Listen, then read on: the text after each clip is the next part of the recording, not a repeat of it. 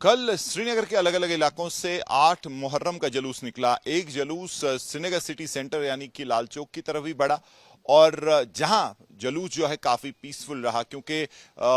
प्रशासन की बात करें जिसमें डिस्ट्रिक्ट अथॉरिटीज हों या जो डिवीजन एडमिनिस्ट्रेशन है, पुलिस और जो शिया संगठन है, इस जुलूस से पहले ही जो है कई दिन पहले बात हुई थी और उसमें ये तय पाया था कि ये जुलूस जो है एक तो बहुत सवेरे निकलेगा और उसके साथ साथ जो डेजिग्नेटेड रूट्स हैं उसी पे चलेगा, एपोलिटिकल रहेगा, यानी कि सिर्फ जो है धार्मिक ये जुलूस निकलेगा। लेकिन कल जब ये जुलूस निकला तो साफ तौर पे बड़े बड़े पोस्टर जो हैं, प्रो ईरान पोस्टर, जिसमें जो ईरानियन स्पिरिचुअल लीडर हैं उनकी पिक्चर्स, बैनर्स और उसके साथ साथ ईरानी झंडे और जो प्रॉक्सीज माने जाते हैं ईरान के, हिजबुल्लाह जिसमें से एक है, उनका भी झंडा जो है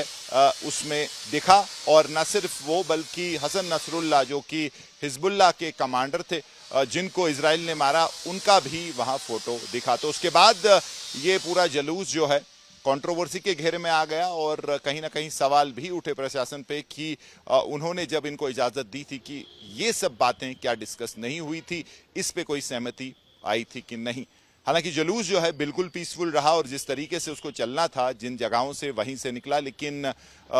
इस सब होने के बाद साफ तौर पे जो जम्मू कश्मीर पुलिस है उस पर दबाव बढ़ा और अब फाइनली उन्होंने इस पे जो है एक्शन लिया है।